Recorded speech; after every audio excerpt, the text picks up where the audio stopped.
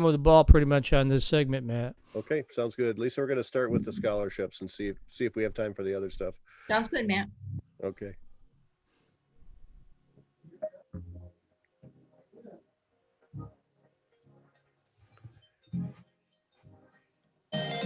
There we go.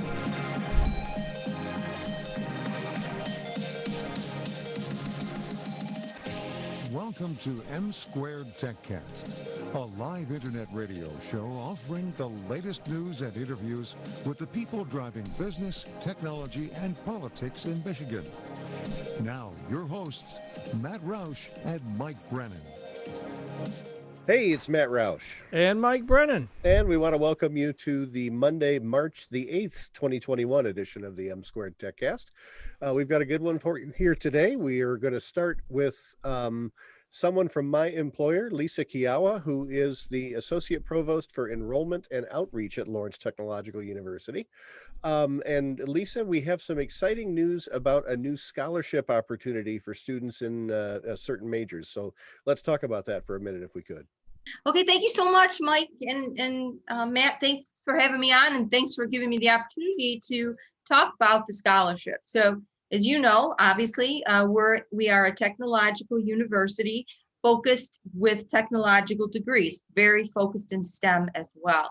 So we decided to ensure that more young people could participate and take on a degree in a STEM field, and are offering a scholarship for 4 or 5 years, depending on how long the student stays, if they majored in chemistry and physics and biology and chemical technology, in radio and TV broadcast. So programs that have a STEM focus, that student will receive close to $80,000 of a scholarship to pursue that degree.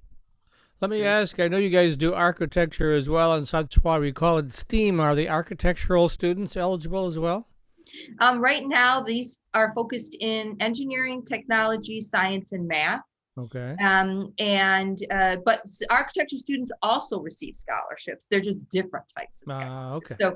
So this brings close to $20 million that the university takes out of its own pocket to provide students a great opportunity to pursue a technological degree. And so Matt's not going to get a raise this year then, because those students are going to get that money. Is that right? So as well, they should get that money. and the other thing too, what's very important is we want to have diversity on the campus, both in the form of men and women, and different ethnicities, more international students. So when you look at these kinds of degrees, these are degrees that should be focused in those areas. Women should pursue more STEM degrees, right? Women and minorities in particular have a great opportunity to pursue technological degrees and earn a great living. So these are the kinds of degrees we want students like that, but we also know we want to lessen students' debt. And by offering these STEM scholarships, we give students the opportunity to earn a great degree, get a great job, great return on their investment, but also lessen the debt over the 4 to 5 years. Yeah, I just read something last week that said that these days a bachelor's degree is worth a little over $2.5 million in earnings over the course of a lifetime. So that's a pretty good investment. Yes, and I say to students all the time, Matt, as you know, we've been on the trail together during the pandemic. We want students to impact the world, the region, the globe, right? And we want them to do that in a variety of different ways. But one thing is we want them to be motivated to do the positive. Look at the positive. Don't take everything that's going on in the world, right? This is your moment, and take it. And so these are the kind of degrees that students can actually pursue and really get a higher level position with a bachelor's degree, which is great for them. Mm-hmm. And as someone who's been covering technology for 40 years, I can tell you most of the meetings I ever go to are white males. So I don't think the numbers are up yet. I know it's improving a lot from when I started a long time ago, but it's still distinctly a minority for people of color and women in tech. Exactly. And that's why, if I could just pivot for a minute, we started an early middle college with the Detroit Public School District. with Henry Ford High School. And we started with 11 students. We got started a little late because of the COVID situation, but these students are amazing. They took our placement exams, and the person who scored them said they placed higher than our own incoming freshmen. And so these are students that will get a high school diploma. They will get an associate degree from Lawrence Tech in technology, design, or computer science. And at the same time, we're giving them half off to pursue their bachelor's degree in that same area. So these are almost all women, they're minorities, and we're so excited to have them as our first cohort for that early middle college. Yeah, that has been a struggle for a lot of universities like Lawrence Tech. I mean, we're up around 30% women now, which is better than it used to be. And there are certain programs where it's pretty much 50-50. I know biomedical engineering is, and certain other programs, but it has been a struggle for us. And that, I think, is why some of these programs are so important that we're forging with these individual schools. Give me a couple of highlights. I know we have something like 40 agreements with high schools around the Detroit area. What are some of the highlights of those programs? For you? So thanks, Matt. So we have 40 partnerships with the high schools in and around Michigan. What we did is we have dual enrollment programs as well as early middle agreements signed. We are just signing 3 in addition to the other 2 that we have. And these agreements provide students not only the education, a scholarship, mentoring, support services, summer camps that they can get involved with so they get a better idea of what that career looks like for them. Because even though they may say, I want to be an engineer, they really don't know what an engineer does, right? So these are the kinds of things we have. The other cool thing is we've sent out notices to teachers in high schools and said, hey, you want to teach a college course, we will help train you. We will get you prepared and give you a credentialed certificate so you could actually teach the course in your high school. So we're trying to branch out and once again, provide that opportunity to students, to parents, and to districts to offset education or opportunity for their students. Now, I know there's a list of, I believe it's 14 programs that are eligible for these scholarships. How was that list developed? So that list was developed by sitting down with the 4 deans of the 4 colleges, identifying where the skills were that we needed, where the jobs were, and really, and Mike brought it up, looking at where is the biggest gap in terms of women or minorities. And so these are the ones that came through. And, let's just talk about females. Sometimes the idea of a woman majoring in biology, chemistry, or physics is very scary, but we have great young women faculty who teach all of those 3 programs, including engineering. So it's important for students to know that you can get this great opportunity, get taught by another great woman, and really showcase your skills to an employer. And with our faculty in those particular areas, they have patents, they do applied research, they do lab work, they have student projects with industry. So all the students that get involved in that would be involved in that type of work as well. And I know we have an increasing, in fact, I'm working on a story about this right now for both a news release and the LTU magazine.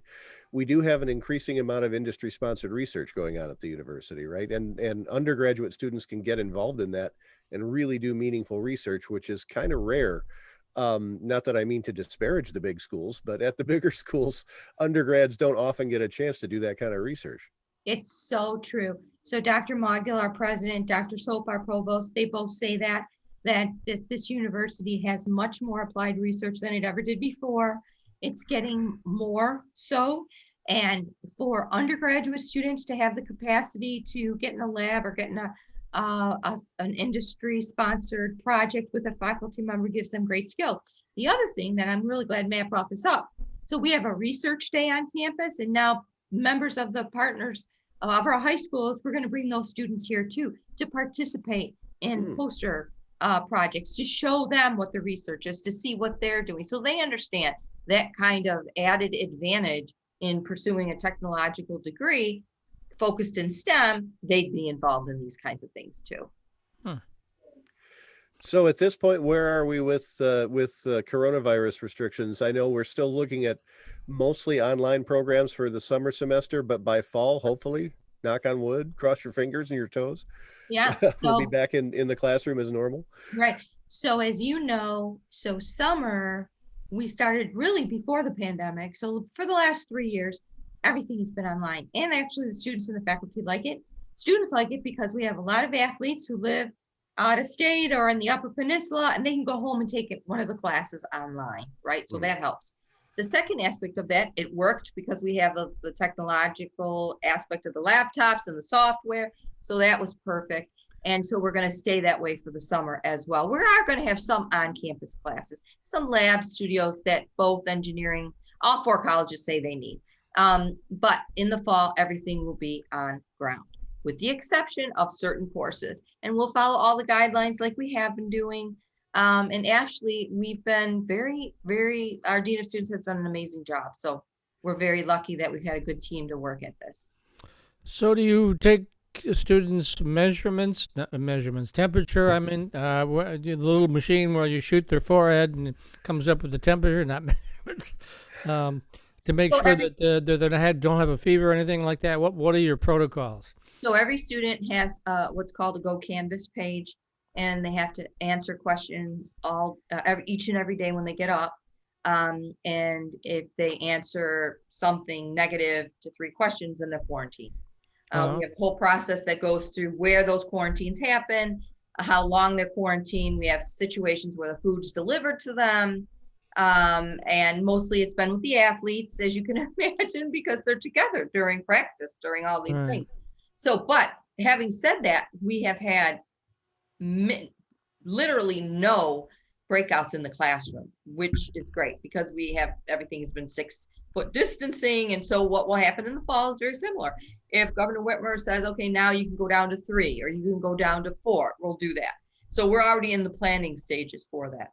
But we're thinking positively because our students want to be on campus. The atrium today is so loud, which I love, is by where the cafeteria is, because students are out and about, and that's a great thing. Okay. Yeah, I know our offices for marketing and public affairs used to be just off the atrium too, and it was really lively. I mean, that's there's nothing like a student union when it's happened. It's a lot of fun to watch. Absolutely. So we're down to the last minute, by the way. So let's tell folks how they can get more information about these great scholarships. Yeah, especially the scholarships. So you could go to ltu.edu and click on scholarships. You can email admissions@ltu.edu and ask about the STEM scholarships. You can email me at lkujawa@ltu.edu, and I'm happy to tell you we've had a lot of students apply for them, and so we're very excited about the potential for these students. And we have a lot of parents that watch this that probably want their students to get a technical education, so they'll be happy to hear that they won't be spending quite as much money. Exactly. Absolutely. I think that's all of us need to be focused on. Much of the outreach we do is to say, don't look at the price tag, because there's so many opportunities for students that we lessen that for the fact that we want them to pursue a degree that they will get a great job. And as our president and provost say, won't come home to live in their parents' basement. Okay. All right. Thanks very much, Lisa Kiala. Okay. Thanks to you. She is the Associate Provost for Enrollment and Outreach at Lawrence Technological University in Southfield. We'll be back in just a minute with another segment of the M2Techcast. For right now, it's Matt Roush. And Mike Brennan. And you're watching MITechnews.tv. Thanks, guys. See you, Lisa. Thank you. Thank you. Lawrence Technological University graduates earn Fred, a higher starting salary. In fact, when it comes to earning potential, Dear Fred, it's time. Ranks LTU 5th among I colleges. pinged him 10 minutes ago, just reminded him. At LTU, possible is everything. And now I'm doing it again. Of Lawrence Tech grads are among the highest of any university. Prepared to do a LTU filler, man. To meet with counselors, faculty, and coaches. Why wait? Find out more at ltu.edu. What do you get at Lawrence Technological University? Everything. Great labs and studios, supportive professors, plus a full campus life, NAIA athletics, and all the software you need to succeed. Be smart. Be more. At LTU, possible is everything. Salaries of Lawrence Tech grads are There he among the is. highest of All any right. university in America. Oh my gosh, you guys, Campus yeah. visit to meet with counselors, I think we're all faculty, pretty done. Why wait? Break Find that out few more at seconds. LTU. We have a lot of stuff to cover. We're back. Hey, it's Matt Roush. And Mike Brennan. And you're watching the M2Techcast, mitechnews.tv, at Podcast Detroit, and wherever you can get a really good podcast like this one. And we have with us at the moment Fred Brown. He is our favorite epidemiologist and infectious disease expert. He's been involved in a whole bunch of virus creation and pandemic response down through the decades. And he's going to tell us today a little bit about where we are with the vaccinations and, dare I say, a bit of good news, maybe, kind of, sort of. Absolutely. Yes. Lots of great news to report. I was working on some of the, talking to some of my epidemiology friends, and we've done a survey to decide, what kind of activities we think we can do after we get vaccinated. And so I'm still clearing through some of the data. I can sort of show you some of the initial stuff. But I think it'll be sort of interesting. And I also want and the CDC just came out with some guidelines today, right, about what people can do after they're fully vaccinated. And I wanted before I was planning to go and talk, about that in some detail, but I wanted to take a look at the CDC guidelines before I talk out of turn. So I've changed to talk slightly, but as a result of that. But why don't we go into some of the things that have been happening? Let's see if I can find. Where was I here? Well, basically, I think what it boiled down to is that we can see each other more often once we've all been fully vaccinated, but you can't really go full love potion number 9, right? And start kissing everything in sight. Yeah, that's still not a good idea. That's still not a good idea. So. Love potion number. Yes, I remember that song. That was a great song. So I will. Let me show you what I've got, and we can kind of talk through where we are with the vaccinations, and then next week, if you want, we can talk a lot more. About this is the. There we go. Of the discussion.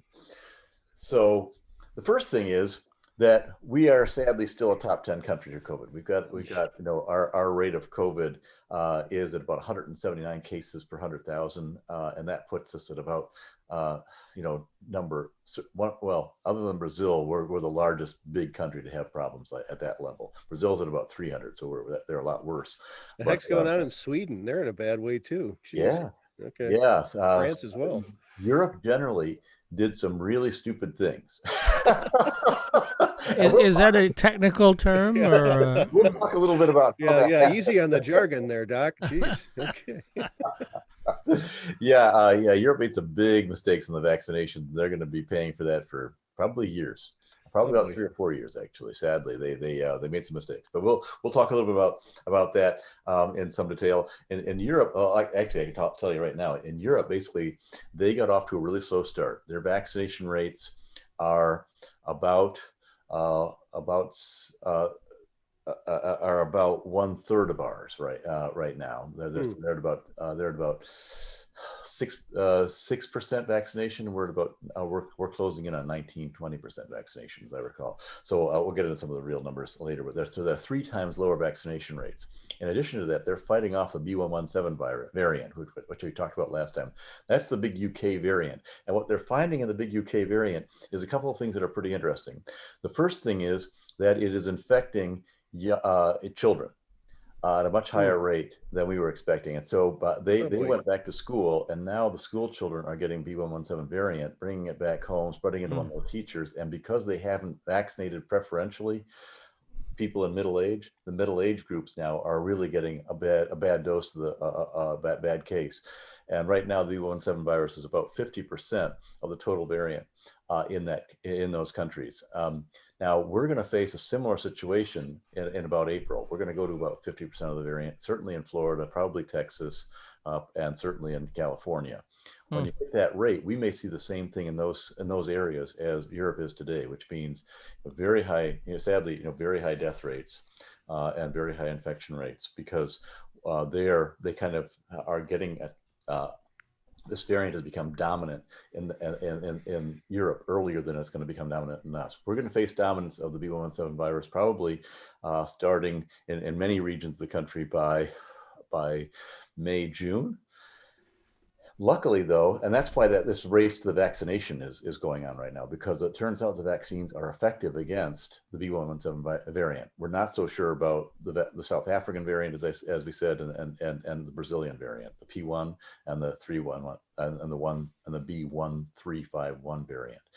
We're not sure that our vaccines are completely protective. Well, we're pretty sure they're not completely protective, but we're not sure that we'll have to create a new vaccine as a result of the lack of protection. But the B117 is susceptible to our vaccines. So if we can get vaccinated fast, we can avoid what Europe is going through right now. The other thing they did is they completely messed up. They bet on a large, I shouldn't say that, but they basically had a big bet on Sanofi. Sanofi was delayed by 9 months because they messed up their phase 2 clinical trials. They made a big bet on AstraZeneca. AstraZeneca turned out to be not as effective as the other vaccines. They made a big bet on the fact that they could all work together, and they're all splitting apart, unable to work together or negotiate collectively. Europeans, what can you say? You know? They made some big mistakes. They all hate each other way worse than they hate us.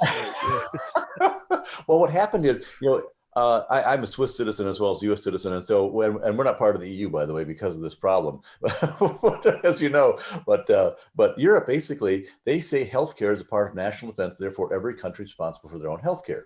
And what happened was they said, COVID is pandemic. We're going to be responsible about this. We're going to negotiate together as a bloc. That'll reduce our price. So they focused a lot on price, not on whether or not they were going to get the thing on time. And so they got a nice low price, probably half the price we're paying, but they're not going to get it until June, July, August. And that's a huge that kills a lot of people. That's a big gap. Yeah. So those are some of the things that happen when you screw up.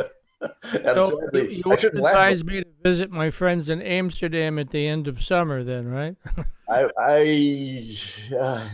wouldn't. No, I was kidding. I wouldn't do that.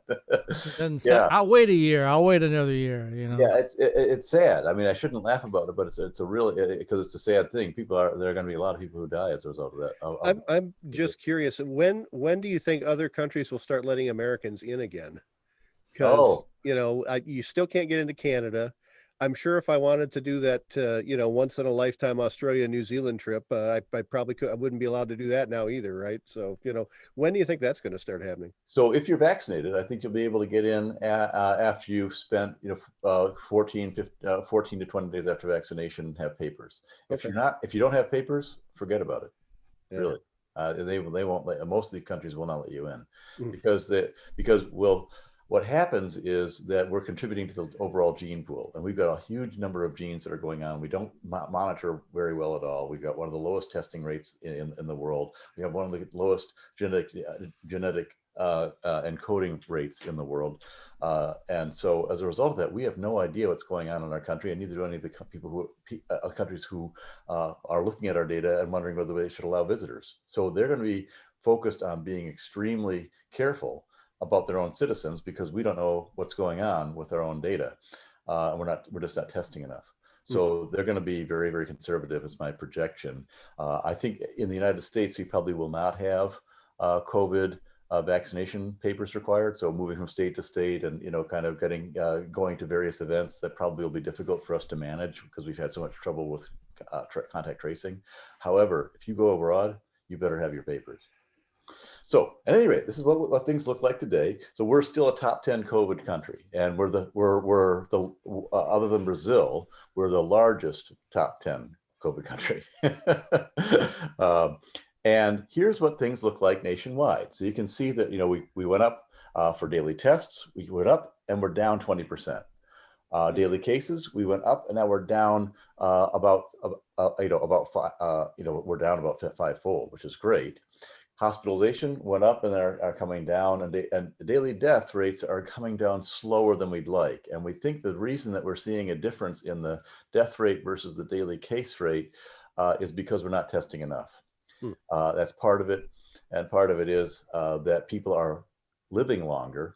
And so they're staying in the hospital for a longer period of time, and we're saving them, but it takes us longer to do that. And so we're so the deaths are being delayed a little bit longer. You don't see the same impact as you did earlier.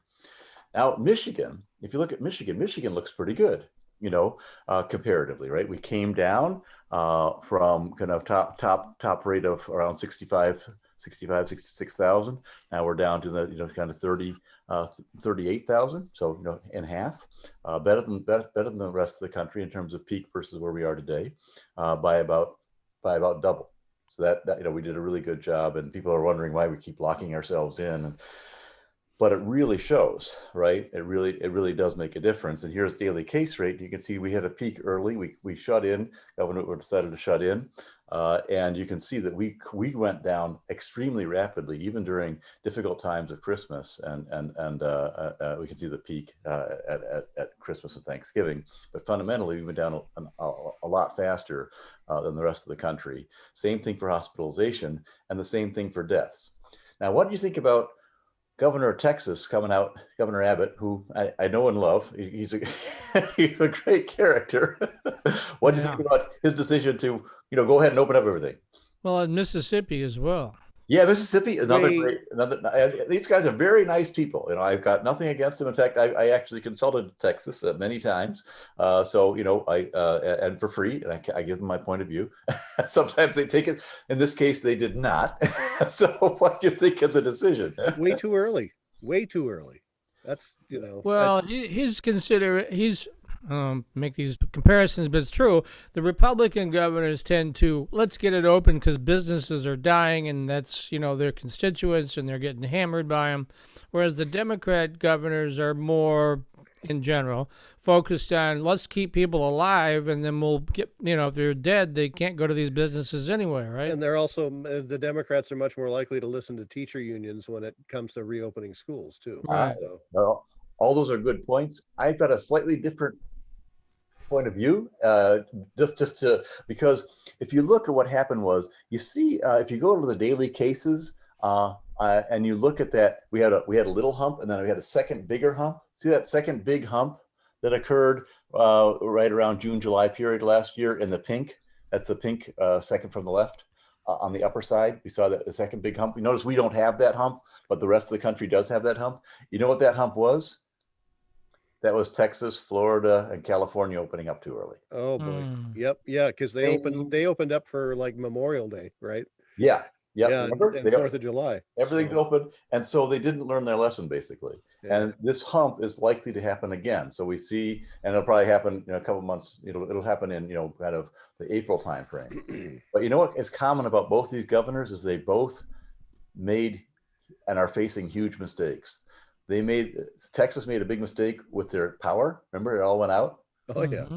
And it turns out that Jackson, they can't drink any water in the city. So this is in the capital of the city. So both these governors, I think, are trying to, give their citizens a break, to say it nicely, but or they may be opening up the, the circus to feed some Christians to the lions, to have them diverted into other directions, like the emperors of Rome used to do, because I think they're trying to divert attention from other problems that they've got.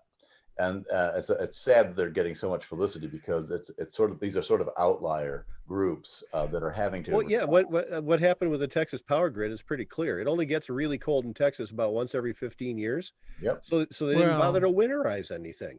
So all the oil pumps that may be changing with climate change. So that's the point they're making. Is this may not be an 100-year event. This may be an annual event. Yeah. Well, yeah, because what I've been told is that it's not so much global warming as it is global weirding. The extremes of weather are going to get more extreme, and so they need to pay the money for the insulation around the wellheads and whatnot that all froze up, in this last cold snap. So I'm just saying that these guys are probably trying to divert attention of their own citizens from their own incompetence in certain other areas to say, hey, great news, we're going to open up and be different from everybody else, to give the citizens a break. And so we shouldn't necessarily follow them. And here's why. Here's what Texas looks like.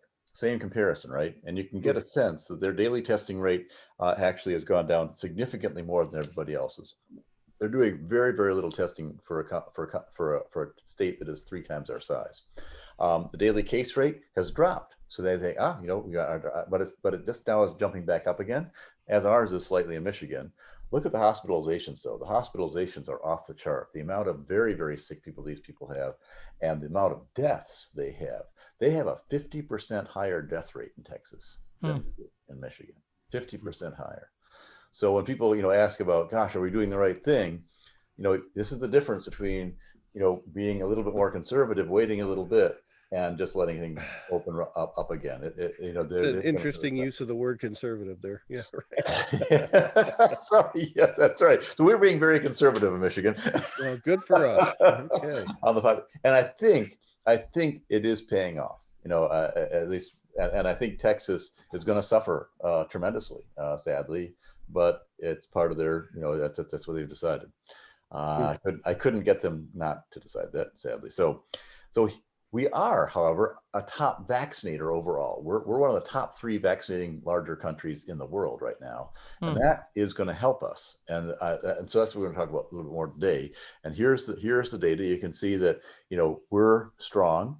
Obviously, there's some smaller countries that are quite strong, and that's. And you can see Finland trying to get stronger so they can avoid the problems that Sweden's having. And same thing, and the UK is quite. UK, and I see, is that Algeria there, below Spain? Morocco. That's it. Okay, I'm straining my high school geography here. Is doing quite well. UK is actually doing extremely well on a per capita basis. Chile is doing pretty well. So it's quite distributed, and it shows kind of different policy levels. Even Brazil is doing quite well on a vaccination basis because they need to, because they let the thing get out of control. So here's what's happening in the United States. You can see that Texas should be about 50% higher than Michigan. Michigan is a top half state. Texas is a bottom quartile state in terms of vaccination. They lost a little bit because they lost power and they got distracted. But you can see that overall, 17.83% today of the population has been received at least one vaccine, and 9.3% are fully vaccinated. Almost 10% of the country fully vaccinated. Michigan is ranked, I think, number 19 overall in the no, it's ranked even better than that. 19% at one dose, 11% fully vaccinated. So we're kind of a top 15 state, as I recall. But in distribution, the other thing we look at is distribution efficiency. So here we look at Michigan a little bit more closely, and you can see that we're about 83% efficient. The best state in the country is Wisconsin. They're about 96% efficient. Really?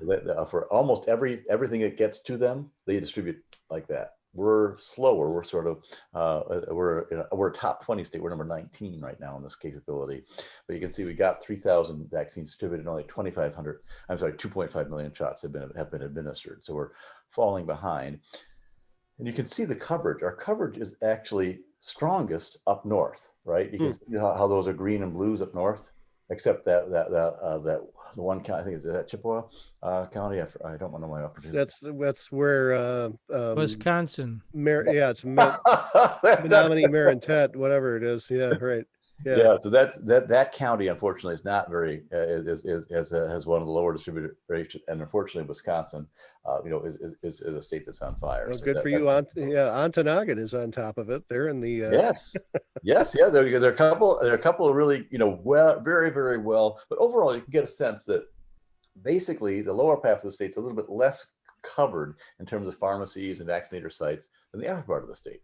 Now, I can attest to that. I'm still waiting in Washtenaw County for my vaccine. If you lived in Dearborn, you could get one, because Dearborn is now basically it's open vaccine for anybody over 65 in Dearborn, and they're running a clinic at the Civic Center. And on March 22nd, it goes down to age 50, and that's when my wife's gonna get her shot. So, that younger woman, I know, Matt. So, well, I have not yet received my shot. I'd love to have one, but I'm waiting my turn because I did help create the policies that are creating the fact that we're trying to do this in an organized fashion. So I've decided to at least follow the rules that I helped create. And this is the distribution efficiency. And as I said, most are in the South. Now, what's interesting is if you look at actually vaccinations, despite the fact that most of our best distribution is in the UP and Northern Michigan, our our highest level of actual shot administration is all happening Oakland County, Wayne County, Macomb County, and Grand Rapids. And the other counties are lagging behind. So what's interesting here is that, this is more than just a distribution problem. It is a vaccine acceptance problem, I think, that we're going to have, and we're going to see happening with sort of a north-south divide, if you will, of Michigan. And I hope that's not going to continue on too long, because it's going to affect our tourism industry. If people aren't vaccinated, and you're trying to bring in people who are vaccinated into these places, they're going to think twice about whether they want to get into a situation where there's a significant part of the population that has endemic disease, whether they want to take those risks. And we'll go into some of how much those risks are based on the vaccine you've had in a second. But Upper Michigan really has a lot of tourism. That's their major industry, and that's going to be hurt significantly unless those rates come up a lot. Here you can see that basically the female population is doing a lot better than the male population. The male population is laggards in thinking about it much more than the females. They're almost double our rates of completion, and some of that might be because they do live longer in Michigan, and this is focused on initially our vaccines, as you can see below, are focused much more on the elderly. Well, I'm wondering too if it's because a lot of the people who got vaccinated first were frontline healthcare workers, and that's a lot of women. That's a good point too. So there are a lot of factors in here, but basically the men are at higher risk, but are not doing as well. And here you can see this is the percentage of patients actually vaccinated, and this is important for herd immunity. This has to be up toward about 80% in order to get herd immunity, and so you can see we've got a hell of a long way to go. And that's what people are worried about. If we continue at this rate, it'll be until next year until we actually get everyone vaccinated who wants to get vaccinated. I heard an interesting theory about herd immunity, Fred. I wanted to bounce it off you this week. Yeah. Is that we've had, between the people who have gotten this and the people who have been asymptomatic, what do you think? Maybe 15, 20% of the population has had this already? According to serology tests, it's about right around 18, 19%. That's right. Okay, yeah. So if you want to get to 80%, then if you've got 20% of the people with antibodies naturally from having it, then you only need to get 60% of people vaccinated, right? I mean, it's a little bit more reasonable target. It is a more reasonable target. The only issue is that it turns out that the natural occurring antibodies occur at a much lower rate and don't last as long. We're seeing evidence that the natural ones are about 50% protective and last about 8 months. So which is great. So if you've gotten sick, you've got some time to get vaccinated. We recommend waiting about 90 days before you get a vaccination, because you've got those antibodies that are going to fight the vaccine. You want to have a good immune response, not one that's suppressed. So Right. you need to wait a little while anyway if you've been sick. But this is sort of how Michigan looks right now. Now, Mayor Duggan, if we dig down a little bit deeper into Wayne County, Mayor Duggan said he wants to wait for the Pfizer vaccine. He doesn't like the J&J vaccine. He thinks it's a better vaccine. And it's interesting. I had someone wrote to me and said, Fred, here's my situation. I am a 61-year-old male. I'm morbid. I'm obese. I've got a body mass index of over 40. I have smoke. I have two or three other risk factors. So I did all the calculations for him, and he said, I've got a choice. I can wait 35 days and I can get a Pfizer vaccine, or I can get J&J vaccine tomorrow at the VA. He's an ex-military, and so we did all the math, and it turns out that if he waits the 35 days, during those 35 days, he's got a 1 in 80 chance of dying. And those are pretty. That's not good. Yeah. Right.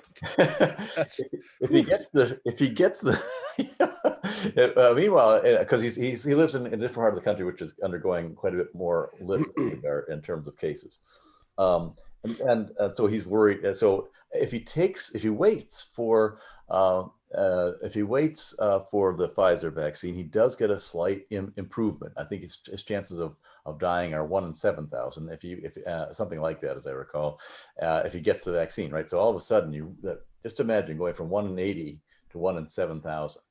That's a fabulous. I mean, that's a tremendous, Yeah. achievement. And but if he gets the J&J vaccine, he still has about a 1 in 5,500 chance. So, the question is, do we want to take that 1 in 83 chance for 35 straight days, or do you want to want to go with a 1 in 5,000 chance over that period? And the answer is you better take it. He went and got the vaccine the next day. Yeah. Because that's we're talking about that level of distinction. So this is why it's hard to make those distinctions. Here's what the J&J numbers looked like versus Pfizer, right? So Michael, who we all know and love, is heart in the right place. Said, I want to get the best thing for my people. I think Pfizer is better than J&J. Here's the problem. The first thing is that J&J and Pfizer, if you look at the data, were in completely different pandemic situations. So here is the situation with Pfizer. You can see that, nice straight line. We've got steady state sort of increases in, this is the cumulative rate of disease. The blue indicates cumulative rate of disease, people who are unvaccinated with the vaccine. Red is the ones with the vaccine. And we're talking about on the left side of the page. So you can see that nice steady state, right? And it's going up pretty rapidly. And you can see that nice separation, huge separation between placebo and vaccine. The issue is those first 14, 15 days. The difference between the situation in Pfizer versus the situation in J&J is Pfizer was working in a non-pandemic situation. J&J was in a complete pandemic. It waited 3 or 4 months. It didn't do its trial for 3 or 4 months later, and we were in a complete uptick. So you can see the difference in the curve. You see how much steeper the curve is, especially in those early days. So they started their trial in the middle of a huge pandemic with lots and lots of disease everywhere. And so the problem was, we all know that you weren't really protected in those first 14 days. And so but you still accumulate all those cases, right? The real challenge, the real issue is what happens after day 28. And you can see after day 28, everything starts flattening out on the J&J. But on those first 14 days, you're really going up at a very steep clip. Does that make sense? So on one, you had a pandemic situation. That's J&J. On Pfizer, you had a pretty, an epidemic situation, not outbreaks.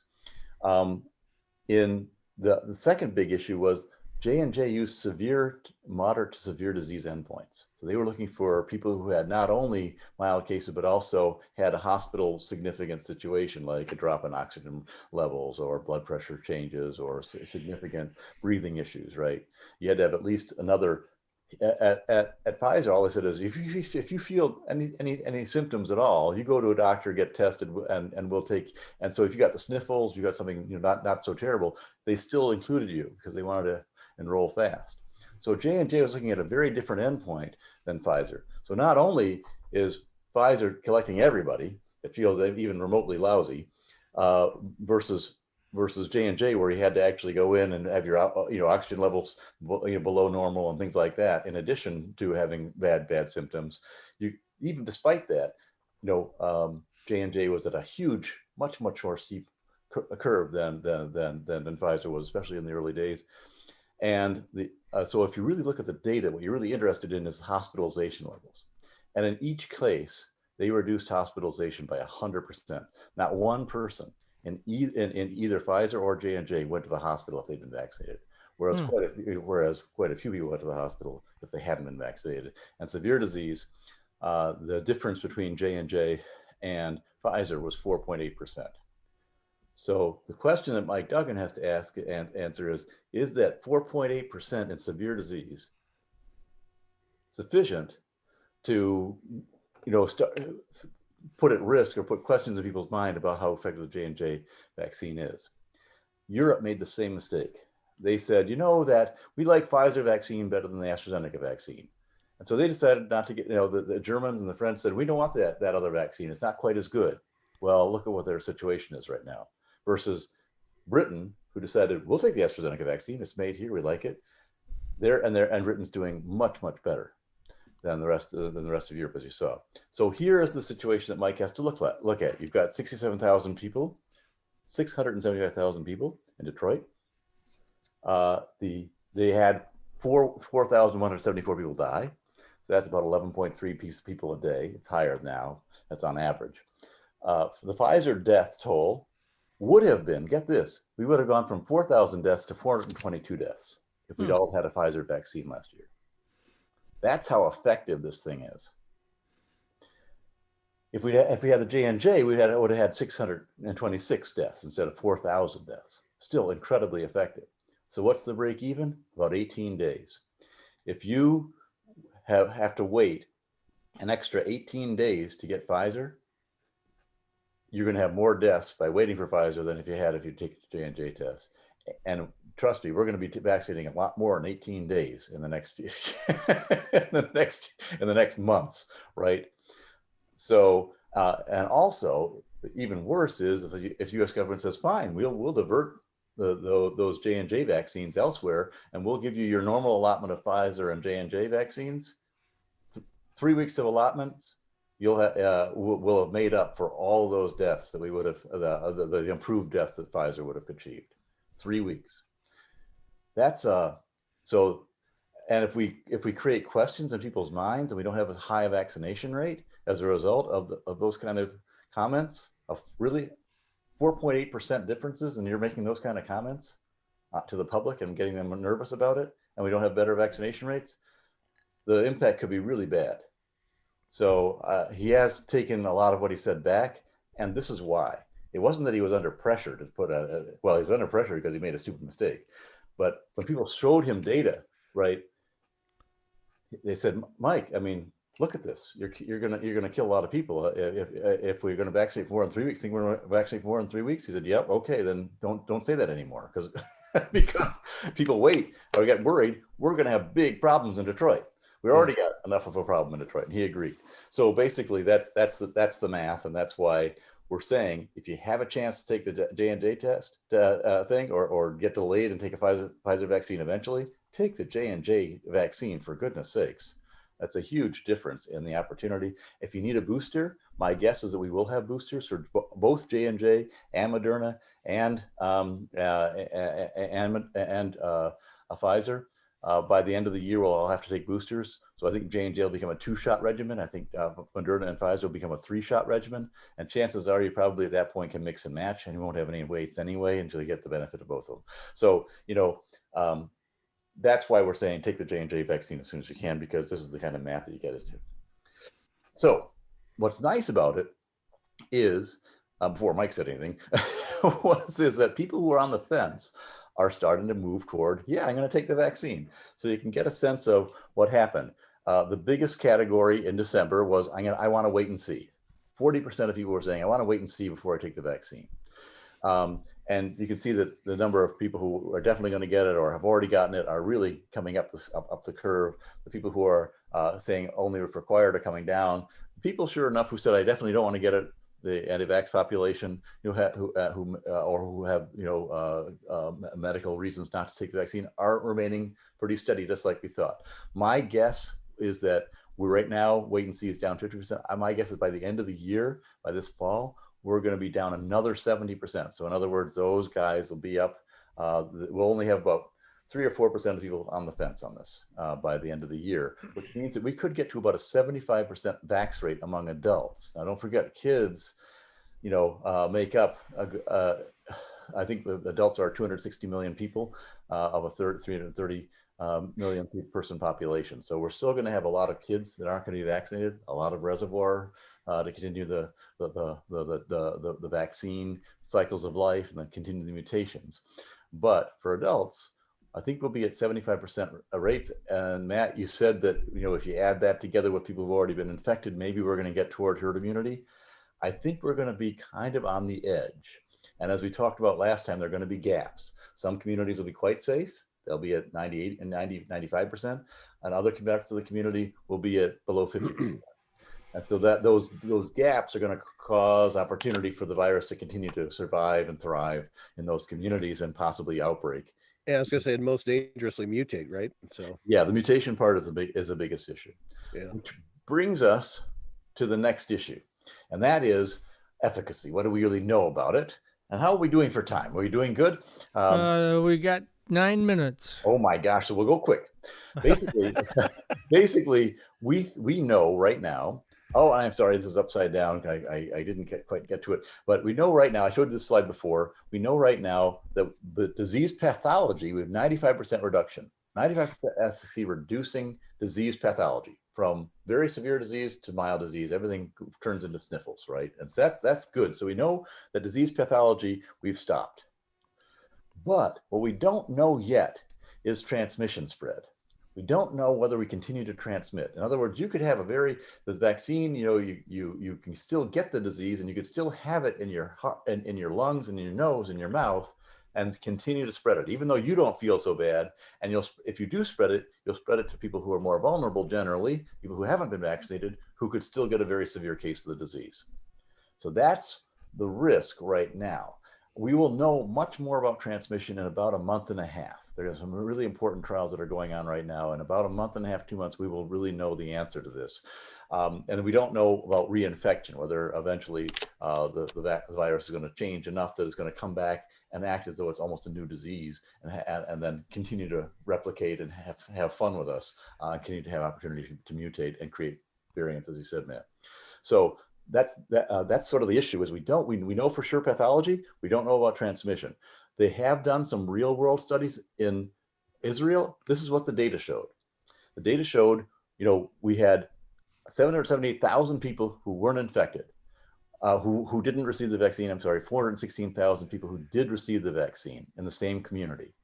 And they looked at the infection rates and they found, look at that, 12,000 people got infected when they didn't have the vaccine, but only 254 people got infected when they did have the vaccine. That means the transmission must be lower. That's what their assumption was. In other words, transmission is 166 per 10,000 persons in the people not having a vaccine versus 6 per 10,000 people in the groups that did. Unfortunately, they didn't control for testing levels. And it turns out the people who did receive the vaccine were able to go anywhere they wanted to without being tested. Whereas the people who didn't have the vaccine, they actually had to be tested at every venue, every event, every time they went on travel, every time they went into a large public environment. The Israelis tested them. And so they caught all the asymptomatic version as well as symptomatic. So all we really did is replicated the same study we did before, which says we're better at reducing disease symptomology than we are.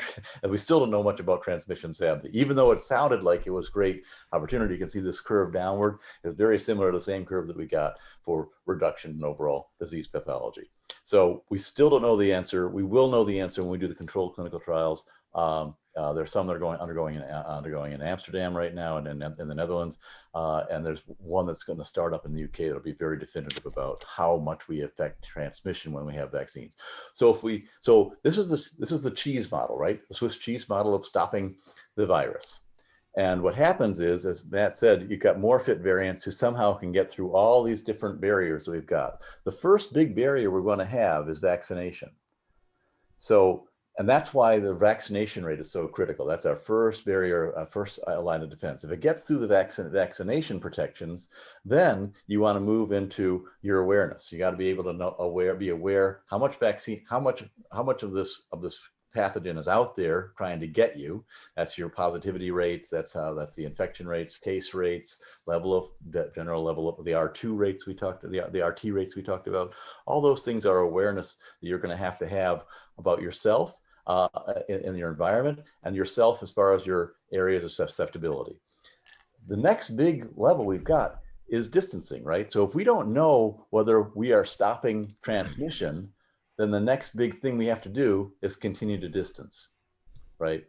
So we want to have different layers. First layer is vaccine, stops the severity of the disease. Second layer is distancing and masking.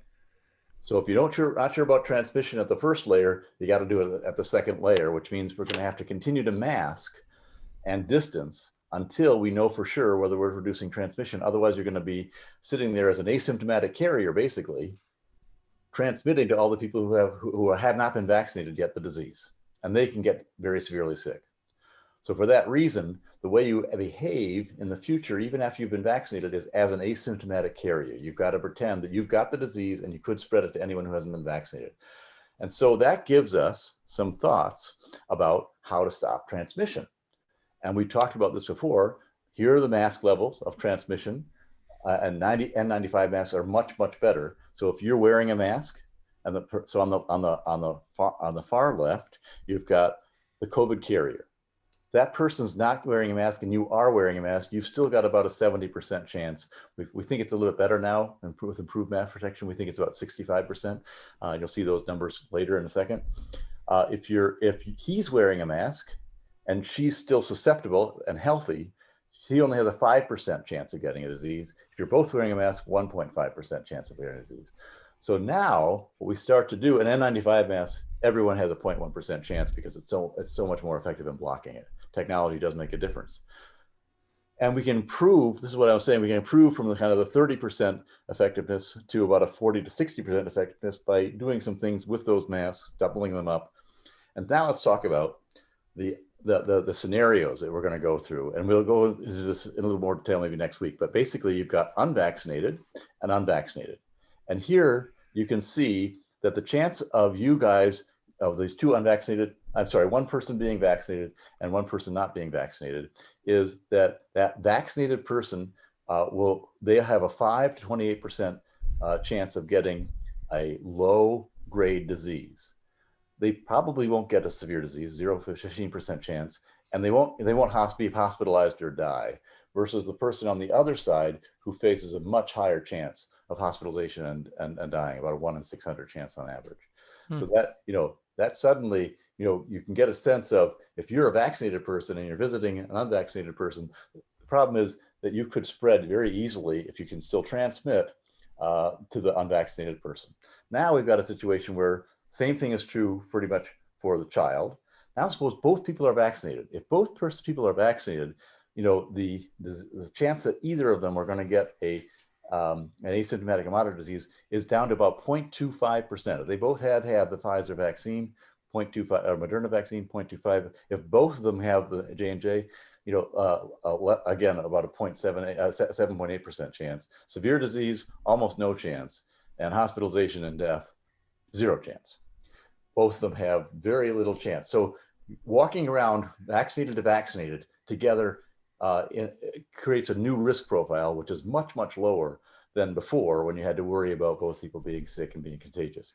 All right, Fred, we're about out of time. We're down to the last minute. And the last minute is, if you wear a mask, these numbers get to be so small. A lot of zeros there. Yeah. That's right.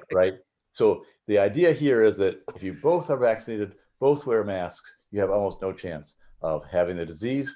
And until we know more about transmission rates, until we know more, if it turns out that transmission rates are also reduced, it'll look like this also, by the way.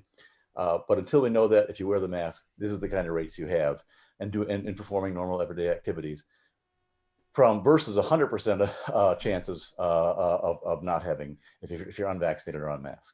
So that gives you a sense of the percent reduction you've got. All right, Fred, why don't you give your contact information real quick as we close out the show? I'm at fredbrown.com, and I'll be happy to take any questions you guys have at any point. All right, thanks very much. Well, want to thank Fred Brown and earlier Lisa Kiawa from my employer, Lawrence Technological University, talking about their new scholarship program and an early middle college program at a Detroit high school. We'll be back again next Monday at 2 p.m. Eastern Time with another edition of the M2Techcast here at mitechnews.tv through our friends at Podcast Detroit. For right now, it's Matt Roush and Mike Brennan, and we'll see you next week. So I've done some really interesting surveys of my friends in epidemiology, and we can go through what activities they are willing to do after I look at what the CDC guidelines are. And Mike, what is that brown liquid you keep sipping on? Is that bourbon? Oh, no, it's just iced tea. Oh, okay, gotcha. I was wondering, it's like no, I don't drink during the shows. After the show, heavily, but not during the show. So. Oh, was that helpful?